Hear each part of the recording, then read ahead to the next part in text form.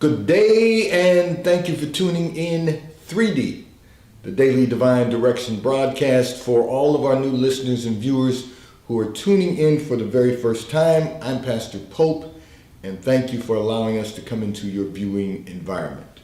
We are here with you every Monday through Friday from 12:30 p.m. until 1 p.m.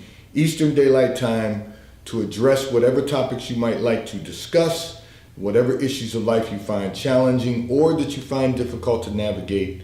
We are here in 3D. You may now call on the T-Mobile call or text line at 267-992-1424.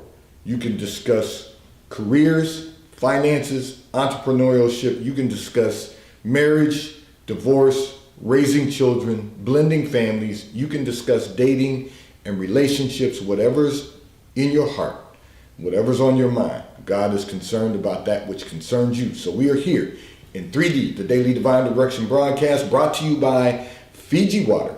You may already know that Fiji Water is Earth's finest water, which comes from Fiji.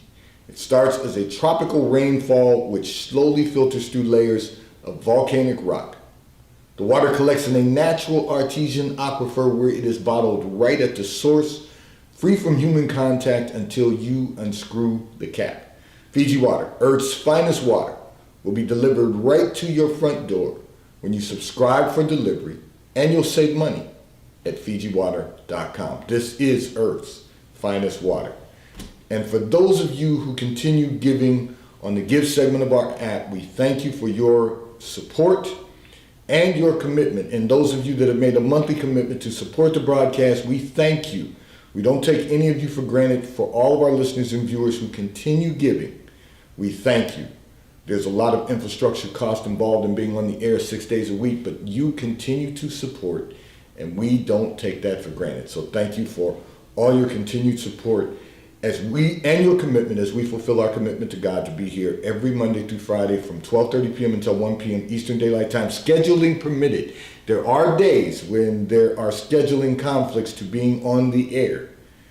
However, we are here, scheduling permitted, Monday through Friday from 12:30 p.m. until 1 p.m. Eastern Daylight Time. I'm going to adjust a communication that came in from one of our listeners and viewers who indicated that you want to make changes in your life that you have never considered making previously. However, you have no idea where to begin taking the necessary steps to make those changes. So I'm going to walk you through this because I'm really delighted that you sent this communication. And the reason that I'm delighted about that is because you are not the only one who desires to make changes, but most people don't know where to begin. And so you're just simply not the only one. So I'm going to be speaking to you, but I'm also going to walk all of our listeners and viewers through this because this is extremely important. And so I want to thank you for sending in this communication, first of all. And then I want to begin by saying this. First of all, when you want to make changes in your life, it begins with this. It begins with making changes in our body, our mind, and our spirit. So I'm going to start there first. We have to really focus on our health and wellness. So everyone knows that the first Thursday of every month, we have with us our monthly contributor, Rebecca Buva, who is a licensed and registered dietitian and nutritionist. You can view her website at beccathedietitian.com. She's with us the first Thursday of every month to make certain that we are whole in our body and our health and wellness. So you want to make certain, first of all, that you are getting all of your checkups, that you know all of your numbers, that you are focusing on diet and exercise to improve our health and wellness. That's the first thing. The second thing that you want to work on is the mind. So, you know, as a pastor, one of the things I often tell congregations, you have to let this mind be in you that was in Christ Jesus. So basically doing all the right things, living to do all the right things, living to do what we know is the right thing to do. So we want to make certain that we are there first and foremost. And getting our mind right also means and implies getting our attitude right. So we want to make certain that we are doing everything that we possibly can to get our attitude right, to adjust our behaviors, to focus on our commitments, our dedication to building a better quality of life, seeking excellence. All of those things are really about getting our mind right. So we want to make certain that our mind is right. And then we have to work on the spiritual component. So we have to make certain that we are really, first of all, for those who, if you're not saved or you know someone that's not saved, we need to, first of all, obtain our salvation. And then we have to work out our salvation when we are saved. So we have to keep doing the work that's necessary to be successful, to make certain that we build a better quality of life, to enhance the quality of life, to ensure that we experience the fullness of God. So that's a component to our spiritual wellness. So body, mind, and spirit, those are the steps that we have to take to begin making change in our lives. That first and foremost. And once we have accomplished that, then we can work on the personal aspects and the professional aspects. So personally, we want to become the best version of ourselves that we can become. We want to make certain that we are doing everything that we possibly can to build a great quality of life. We want to make certain that we're doing everything that we possibly can to experience the fullness of God. And then we want to make certain that we are working to maximize the fullness of God. So let's really look at every component and then determine the changes in your life that you desire to make and work to accomplish those changes. So we got the body part, we understand the mind part, and we understand the spiritual wellness. That spiritual wellness includes salvation and eternal life. It includes enhancing our prayer life. It includes making certain that we're reading the scriptures. It includes making certain that we are meditating upon the word day and night so that we can prosper and have good success. All of those things are important. What can we do to be the best version of ourselves that we can possibly become? So those components are part of it. But then we have to go one step further than that. We have to make certain that every day of our lives, we change the environment that we're in, or we improve the environment that we're in. That we are making certain that when we leave the house in the morning in normal times, to go to the office, that when we leave our homes, that our homes are healthy and well. That means everyone in it. And then when we return, we have to make certain that our homes are healthy and well, which means that our very presence in our homes, the Spirit of God resting inside our homes, should give us joy and should give us peace. There's an old adage, there's no place like home. When we're home, our home should be filled with joy. We shouldn't be looking for ways to create conflict. We shouldn't be looking for ways to get a reaction out of our spouse. We shouldn't be looking for ways to vex the spirit of our children. We shouldn't be looking for ways to do anything other than to create joy. And then peace.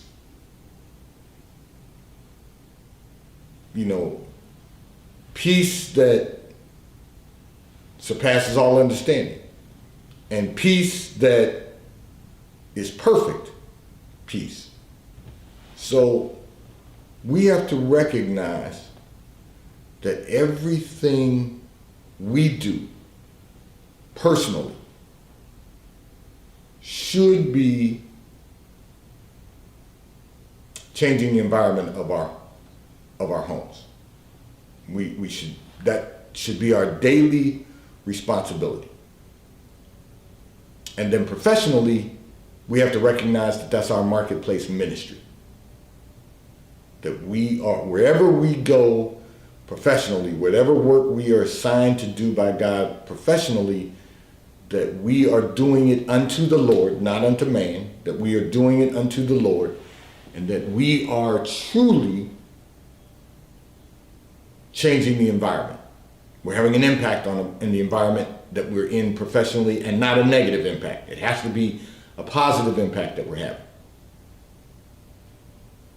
So all of these things are going to allow you to make changes in your life that will result in a better quality of life, will result in personal and professional success, will result in experiencing the fullness of God, and eventually result in maximizing the fullness of God in all of our lives. And I can't stress that enough, how important it is to get to that place.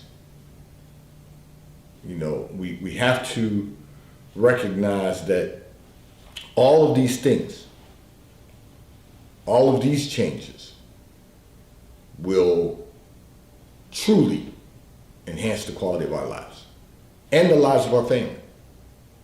You know, I'm going to use another example and take you a little further, just so that we all have clarity on this. So, for whatever reason, we have come to a place in society where not only do we don't want to debate everything, but we get to a point where, and particularly personally, you know, husbands and wives, for example, people who are in relationships, significant others, one of the things that we struggle with is if one person says they're going to do something one way, the other one's going to say they're going to, you should do it a different way. And the reason is because we think that is how relationships are supposed to work. Society has us all messed up. You know, whoever is assigned the responsibility of doing something needs to decide the more effective way of doing it. Now, that doesn't mean that we shouldn't give opinions, even recommendations. But once the recommendations are made, if the other party decides to do it the way that they feel comfortable, let them do it, because they will continue doing the work. They're going to shut down at some point if we're going to debate every topic and we're going to try and persuade someone else to do things our way.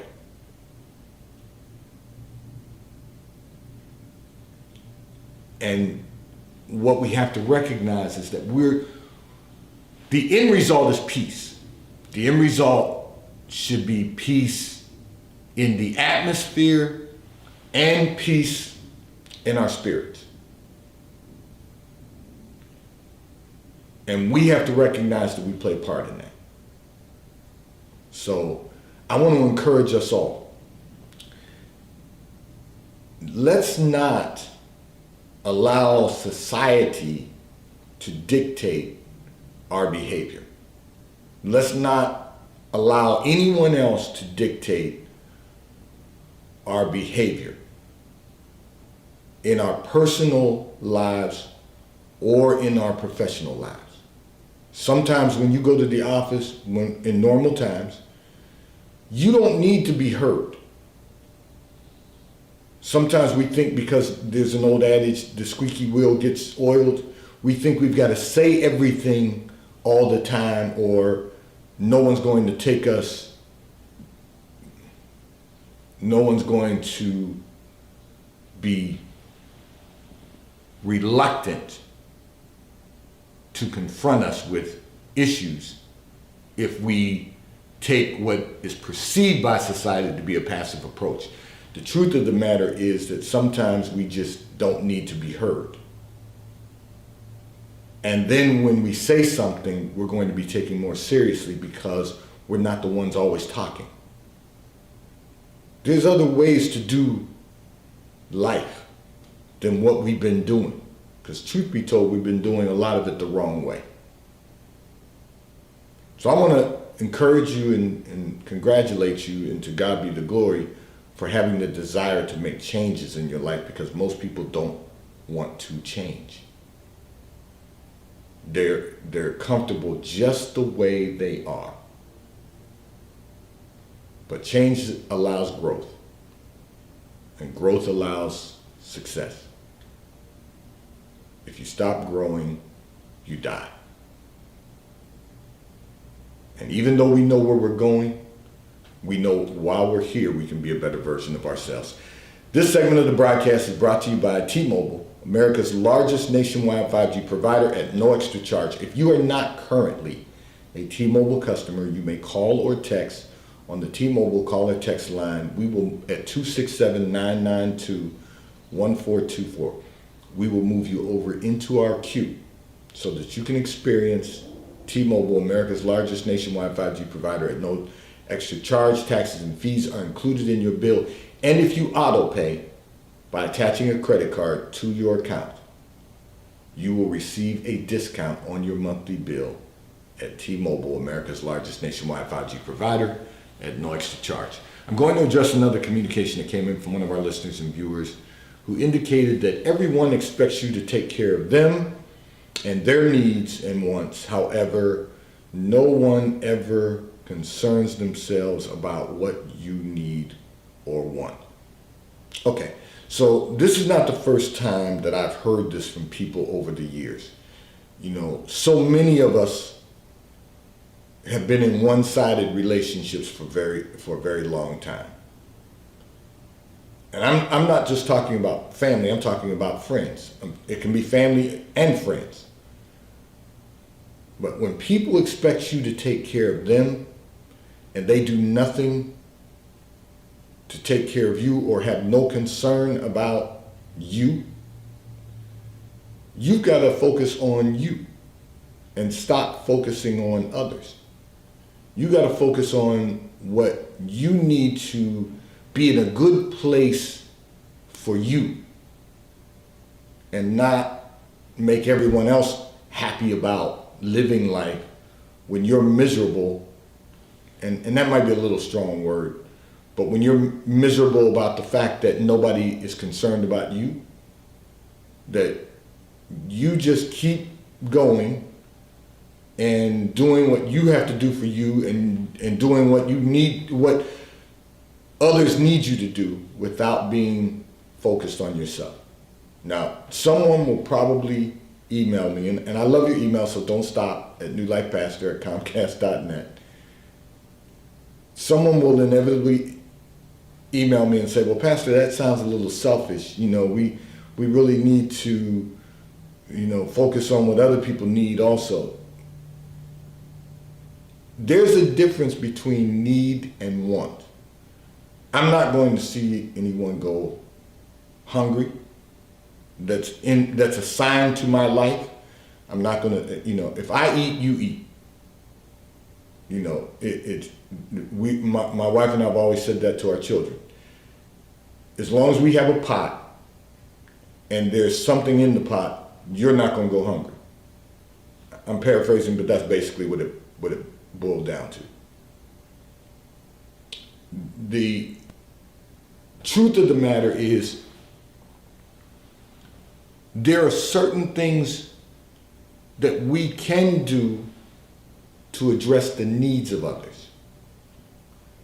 But sometimes the needs of others or their perception of need means that they want something very strongly and they're willing to do whatever to get it.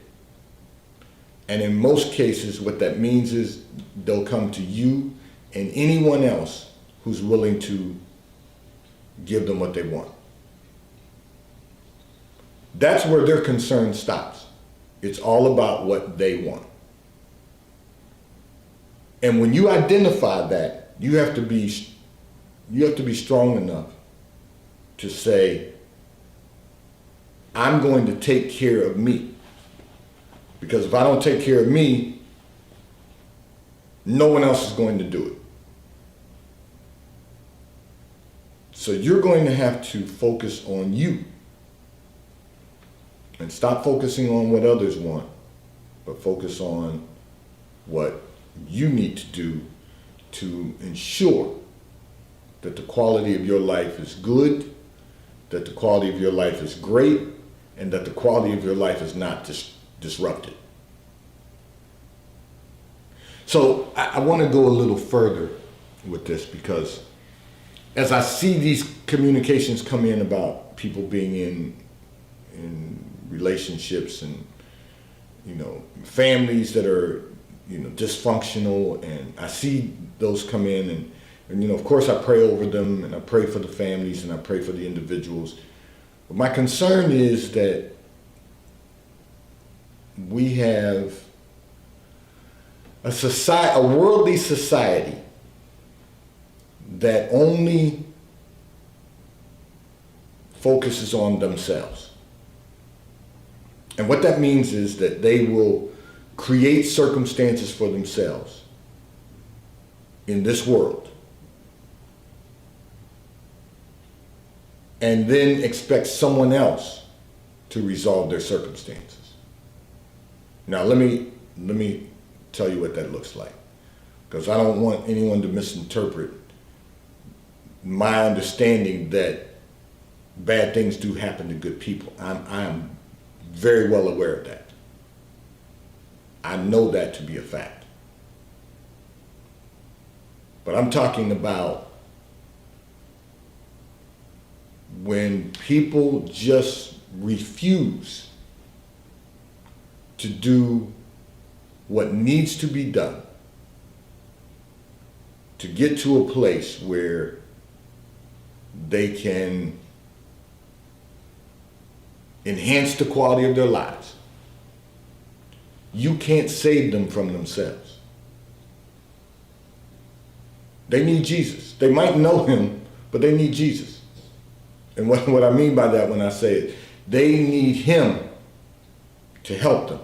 You can't help them.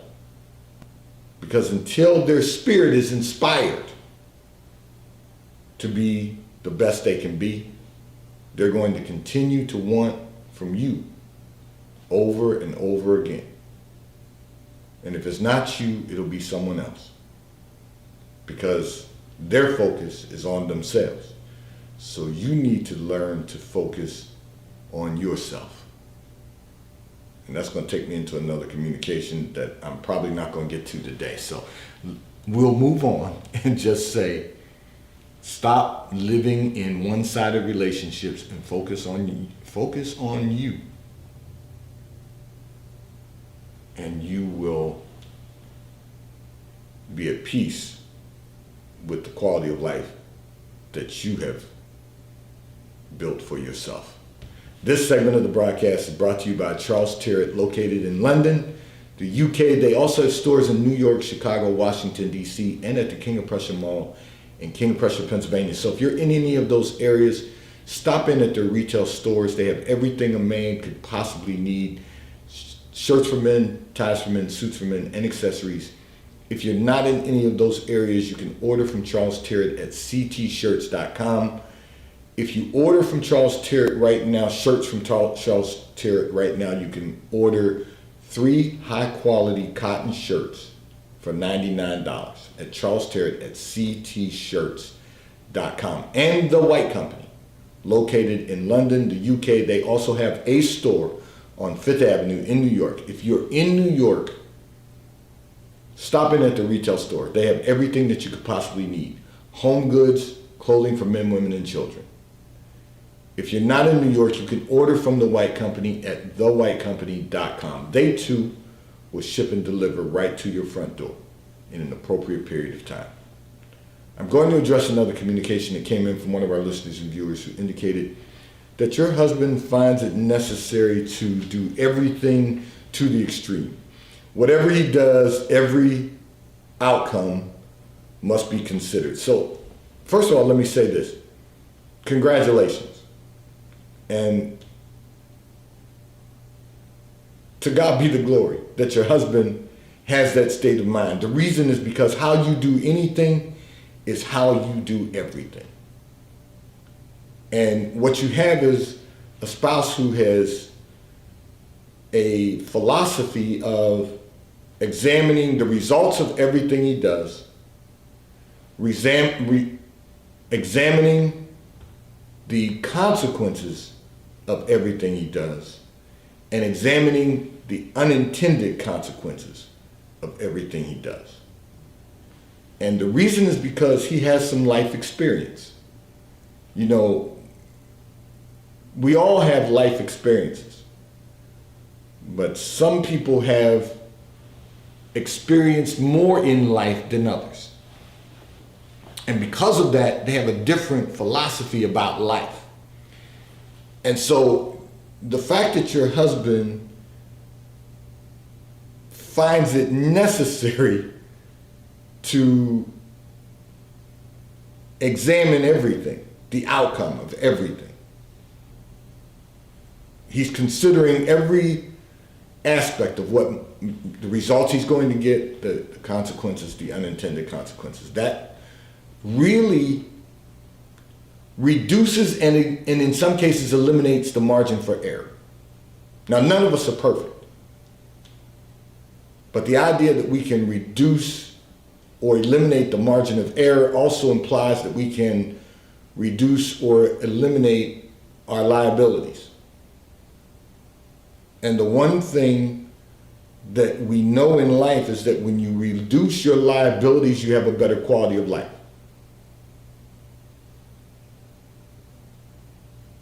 You know, it's real important that let me go here first. The problem is that you've always done things based on emotion.